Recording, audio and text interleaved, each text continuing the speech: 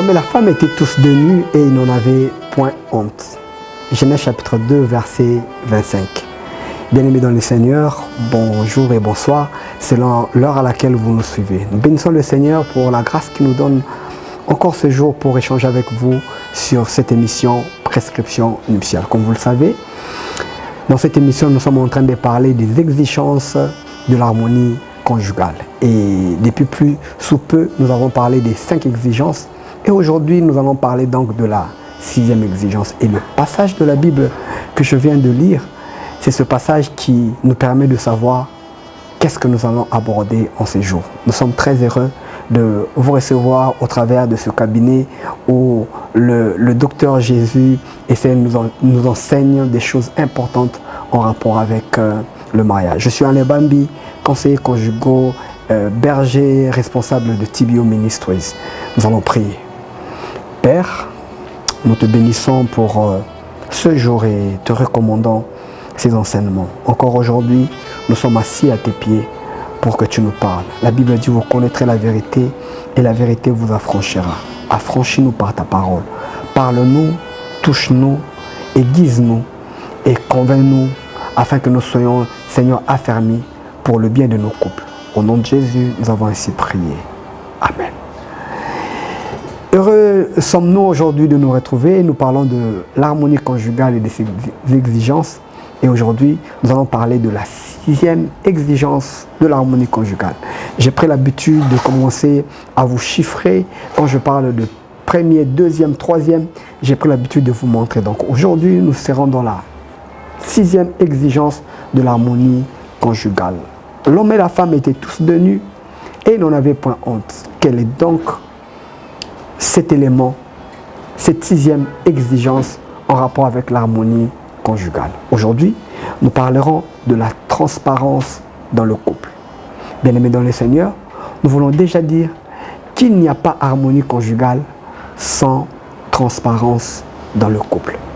Un couple où il y a un homme et une femme qui vivent ensemble et qui travaillent ensemble, ils se doivent la transparence pour permettre à ce que leur couple évolue très bien. S'il n'y a pas de transparence, ce couple subira beaucoup de frustration, beaucoup de pression au prix de la paix, au prix de l'harmonie, jusqu'à vivre même des moments compliqués. Alors parlons de la transparence. Qu'est-ce donc la transparence? La transparence, c'est un caractère ou une marque de ce qui ne cache ou ne se dissimule. En parlant de transparence, on veut parler d'une marque, on veut parler d'un caractère de ce qui ne se cache ou ne dissimule. Ici, on veut donc dire que dans un couple, il y a un caractère, celui des conjoints, qui est censé être la marque de ce couple, la non-dissimulation, voulais-je dire. Quand on est dans un mariage, quand on est dans un couple, on se doit se dire les vérités, on se doit transparence et cela doit être pour nous un caractère et une marque. Nous allons lire la parole de Dieu en rapport avec cette thématique et nous allons l'expliquer. Josué chapitre 7, verset 19 à 25, la Bible dit ceci. Josué dit à Akan, mon fils, donne gloire à l'Éternel, le Dieu d'Israël, et rends-lui hommage. Dis-moi donc ce que tu as fait, ne me le cache pas. Akan répondit à Josué, il est vrai que j'ai péché contre l'Éternel, le Dieu d'Israël, et voici ce que j'ai fait. J'ai vu dans le butin un beau manteau de chinéar, 200 pièces d'argent et un lingot d'or de près de 600 grammes. J'en ai eu envie et je les ai pris. Ils sont cachés dans la terre, dans ma tente, et l'argent est dessous. Je suis envoyé des hommes qui coururent à la tente. Les objets étaient bien cachés dans la tente d'Akan et l'argent était bien dessous. Ils le prirent dans la tente, les apportèrent à Josué et à tous les Israélites et les déposèrent devant l'Éternel. Josué et tout Israël avec lui prirent Akan, fils de Zérak, l'argent, le manteau, le lingot d'or, les fils et les filles d'Akan, ses bœufs, ses ânes, ses brebis, sa tente et tout ce qui lui appartenait, ils le firent monter dans la vallée d'Accord. Je lui ai dit, pourquoi as-tu causé notre malheur? L'Éternel causera ton malheur aujourd'hui. Et tout Israël lapida Akan. On le brûla au feu, on le lapida. Frères et sœurs dans le Seigneur, c'est un texte triste. C'est un texte émouvant et très triste qui nous parle d'Akan, un grand militaire qui est parti à la bataille avec le peuple d'Israël sous la supervision, le leadership de Josué, mais qui, pour une raison de convoitise, a pu voler, a pu récupérer quelques biens en désobéissant à la parole du Seigneur qui disait qu'on ne pouvait prendre rien de ce qui était comme butin de guerre. Et malheureusement, pour lui, lorsqu'il amène un tel butin, il le place dans sa maison sans pourtant dire à sa femme ni à ses enfants. Donc, il a amené un butin dans sa maison, il l'a placé dans sa maison sans que sa femme ne soit au courant. C'était caché dans sa maison. Frères et sœurs, nous sommes en train de parler de la transparence. Et ce passage de la Bible nous permet de recevoir plusieurs enseignements en rapport avec la transparence. Le mariage, frères et sœurs dans le Seigneur, c'est un cadre d'exposition pour permettre une bonne cohésion. Pour réussir sa vie de couple, il faut en arriver au niveau où le partenaire devient capable de lire soit vos émotions, de lire soit entre vos paroles, de lire soit vos gestuels, afin de comprendre quel est le message que vous lui transmettez pour exécuter exactement ce que vous voulez. Bien-aimés, sachez bien que dans le mariage, il y a donc deux personnes, l'homme et la femme. Alors dans la Bible, on nous montre que Akan a amené un butin de guerre sans pourtant informer son mari. Le manque de transparence dans le couple est la base de beaucoup de malheurs et la base de beaucoup de méfaits, frères et sœurs dans le Seigneur. Lorsqu'on se marie, on doit savoir que le mariage nous amène à un niveau où nous décidons volontairement, je dis bien volontairement, à nous exposer à notre conjoint. Quand on a lu Genèse chapitre 2, verset 25, la Bible nous dit « les deux étaient nus et ils n'en avaient point honte ».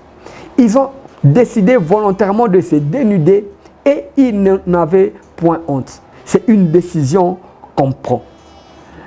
Bien-aimés dans le Seigneur, on doit se montrer tel qu'on est sans peur d'être jugé.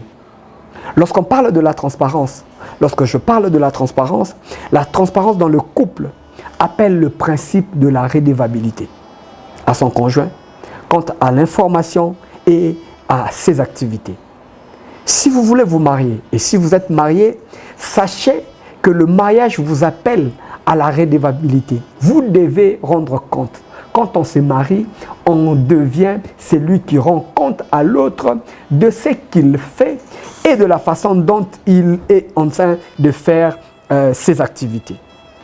Je répète encore, dans le mariage, la transparence exigera de vous le principe de la redevabilité. Vous ne pouvez pas vous marier en vous disant « je ferai de ma vie ce que je veux ».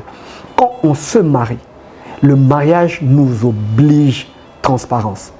Malheureusement, beaucoup de gens pensent que le mariage est un jeu. Beaucoup de gens pensent que le mariage est un cadre où l'on peut faire ce que l'on veut. Et d'autres même pensent que dans le mariage, on ne peut pas se dévoiler au risque de montrer sa faiblesse. Et pourtant, le mariage est un cadre où l'on se dévoile, où l'on démontre ses faiblesses afin que l'autre vienne comme un support, un soutien pour vous aider à accomplir votre mission. N'oubliez jamais que dans la mission dans laquelle Dieu vous a envoyé, vous n'êtes pas fort pour l'accomplir seul. Lorsque Dieu vous appelle à un appel, permettez l'expression, à un appel au mariage, l'accomplissement de votre mission dépendra de votre transparence à votre conjoint.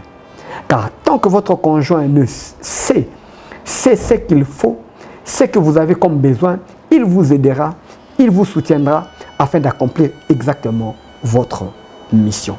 Alors la question qu'on se pose souvent, pourquoi le mariage nous oblige la transparence? Pourquoi devons-nous être transparents dans le mariage. Bien-aimé, je vais directement répondre parce que lorsqu'on se marie, on se décide de laisser sa vie sous contrôle de son conjoint, sous contrôle de sa conjointe. On se décide de quitter la supervision, le contrôle parental et on se dit, je veux maintenant qu'une autre personne, soit mon mari, soit ma femme, qu'il me gère. Et pour cela, je fais le vœu de rendre compte à celui ou à celle qui doit désormais rendre compte à Dieu et aux hommes de ce qui me concerne. Frères et sœurs, pourquoi la transparence est importante et obligatoire? C'est parce que lorsqu'on se marie, on décide soi-même de quitter la supervision parentale et d'aller vers une autre personne pour être sous son contrôle. Et cette personne-là doit rendre compte à Dieu et aux hommes de ce qui nous concerne.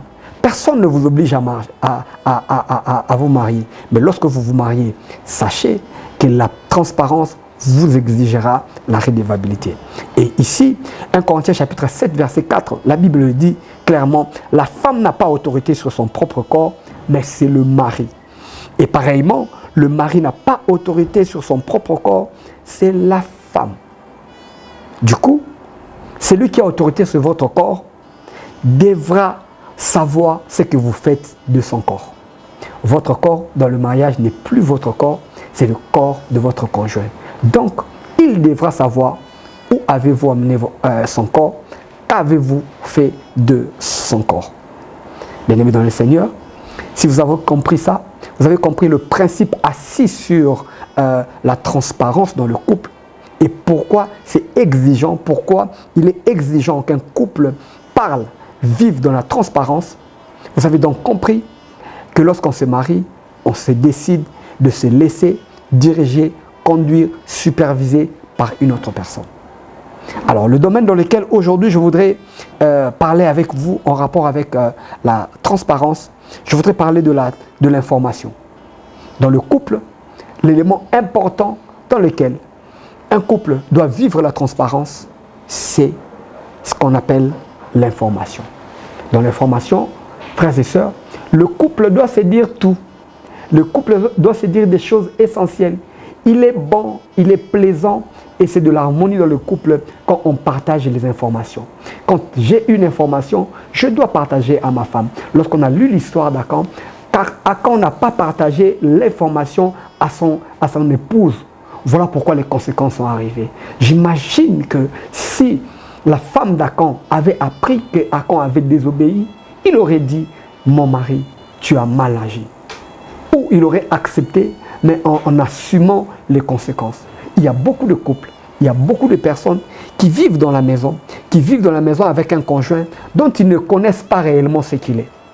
Nous vivons donc avec des inconnus, une femme qui vit avec un mari inconnu, qui ne sait même pas combien il gagne, qu'est-ce qu'il fait, où est-il, et des hommes qui vivent avec des femmes qui ne savent même pas ce qu'ils font, leur affaire, leur argent, leur gestion de finances, ils ne savent même pas avec qui ils côtoient.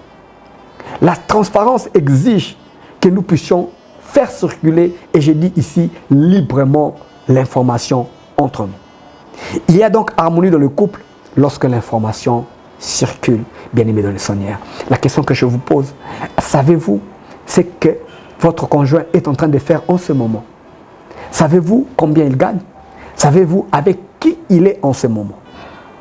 Alors, l'information sera plus centrée sur votre localisation. Dans un couple, la transparence exigera que vous donniez des informations sur votre localisation. Ainsi, on aura maintenant des genres de questions dont la femme ou l'homme dira « Où es-tu » Il est important de dire à son conjoint où l'on est, car c'est une question de sécurité. Vous ne pouvez pas être quelque part où votre conjoint ne sait pas. Même si vous ne dites pas ce que vous faites exactement, mais votre conjoint doit savoir vous localiser. Il y a des couples qui quittent le bureau, qui sont avec des amis, en train de papoter, sans savoir qu'il doit dire à son conjoint où il est. Et quand il y a un problème qui arrive, bien aimé dans le Seigneur, son conjoint ne sait même pas savoir que dans ce coin, il y a mon mari. Lorsque votre mari, lorsque votre femme sait que vous êtes dans un tel coin, votre mari ou votre épouse priera pour vous, intercédera pour vous. Il y a donc de l'avantage de dire de votre localisation, car dans votre localisation, on peut savoir quel est le problème qu'il y a dans ce coin et vous aider. C'est une question de sécurité, c'est une question de protection et c'est une question de sécurité de couple. Vous savez que plusieurs couples ont vécu des moments difficiles de divorce, même des moments de risque de divorce, parce que la femme ou le mari n'avait pas dit à sa femme qu'il était dans un tel coin, alors qu'on informe la femme ou bien qu'on prenne la photo, on dit à l'homme et l'homme appelle la femme dit non, non, je suis à la maison. Alors qu'en ce moment-là, il n'était pas à la maison, il était à telle place. Si vous ne dites pas, vous risquez de mettre votre homme ou votre femme en manque de confiance. Deuxième élément, en termes d'information, pour la transparence, c'est la fréquentation. Il est important de partager à son conjoint ses relations et ses nouvelles connaissances. Savez-vous qu'en Corinthiens chapitre 15, verset 33, la Bible dit « Les mauvaises compagnies corrompent les bonnes mœurs ». Votre femme ou votre mari doit connaître avec qui vous vivez, avec qui vous parlez, avec qui vous échangez. Il doit connaître vos fréquentations. Frères et sœurs, n'oubliez jamais que dans le couple, on n'a plus les amis de l'un des conjoints, on n'a que des amis de couple. Troisièmement, c'est en rapport avec vos activités. Ce que vous faites doit être connu de votre conjoint, car chaque acte que vous posez aura toujours de conséquences sur votre conjoint ou sur votre conjointe. Voyez-vous, Akan a volé, mais c'est ses fils, sa femme, qui sont morts avec lui à cause d'un acte posé individuellement. Vous devez aussi être transparent en rapport avec vos avoirs, vos salaires, vos primes, vos avantages sociaux. La transparence est l'un des éléments de stabilité de la première église. Combien touche votre mari? Combien touche votre femme? Vous devez le savoir, au risque un jour que vous tombiez sur une fiche de paye et que votre femme ou votre mari se dise « Qu'est-ce qu'elle m'a trompé ?» et que vous entrez dans une crise de manque de confiance. Et enfin, les attentes. Frères et sœurs dans le Seigneur, les attentes sont importantes. Dites à votre conjoint pourquoi, ce que vous désirez, qu'est-ce que vous pensez. Dites-le lui sans avoir peur. Qu'est-ce qui fait que plusieurs couples ne puissent pas réellement être transparents? La peur. Et pourtant, 1 Jean chapitre 4, verset 18, la Bible dit « La crainte n'est pas dans l'amour, mais l'amour parfait bannit la crainte. Car la crainte suppose un châtiment, et celui qui craint n'est pas parfait dans l'amour. » J'ai une question pour vous. Pourquoi avez-vous peur de votre conjoint? La transparence est la clé d'une harmonie conjugale. Soyez transparents, frères et sœurs, car si vous êtes transparents, vous aurez la possibilité de vivre un mariage en harmonie. Bien-aimés dans le Seigneur, toujours le blanc transparence. Na couple les kambako bomba ezalaka te. Na kati na couple batsoki babalani ba décider bango moko ke moko na kati na bango mibale ba mi pesa mobimba na kati ya baninga. Transparence elingi oloba ete tokobomba na kalikambo te. Tokolobaka ya solo ti tokokufa. Tika kobomba makambo na kati na libala eza esika oyo batu balobanaka bosolo. Oyo azobomba azana bolingo te. Mais mutu oyo alobaka makambo na ye wana aza muta bolingo. Po libala ezala malamu. Esingeli na biso tozala batu mibale oyo tozolobana. Tokolobana likolo likambo mbongo, tokobomba na te likolo likambo mbongo, tokobomba na pete likolo ya ndenge nini tozovanda na kati ya libota na biso. Soko libala ezala malamu, kobomba sekelete yebisa muninga na yo, molonga na yo oyo ozanango na kati na motema. Pe yebisa ye oyo ozanango yango nde sekele ya libala. Nous allons prier et terminer cette émission. C'était un plaisir pour nous de vous avoir au travers de cette émission. Prions, Père. Merci pour ce soir, nous avons parlé de la transparence. Père, quel thème, malgré que le temps nous fait défaut, mais nous savons, Père, que tu as parlé dans nos cœurs. Nous prions au nom de Jésus que plusieurs couples qui passent des moments compliqués à cause du manque de cet élément important qu'on appelle la transparence. Vive la transparence. Nous refusons d'être comme des Jézabel qui, par les actes personnels, cachés, ont détruit toute une famille et toute une génération. Aide-nous à être transparents. Et là où nous ne l'avons pas été, aide-nous à commencer à l'être. Je prie, Père de gloire, pour celui qui m'entend, afin que ta puissance, Seigneur mon Dieu, mon roi, ta puissance affecte sa vie, pour que la confiance entre dans le cœur et que la peur quitte. Je chasse tout esprit de peur dans le cœur des uns et des autres au nom de Jésus. Je prie, Père de gloire, qu'une confiance s'installe dans le couple et que la transparence fasse partie de cette famille. Bénis-nous au nom de Jésus. Nous avons ainsi prié. Amen. Bien-aimés dans le Seigneur, nous sommes à la fin de cette émission. Nous vous prions de prendre rendez-vous le samedi prochain pour un prochain numéro. C'était Tibio Ministries dans son émission Prescription nuptiale. Si vous avez aimé, abonnez-vous massivement et partagez cette émission. Sinon, laissez un commentaire en bas ou posez-nous des questions. Que Dieu vous bénisse. Bye bye.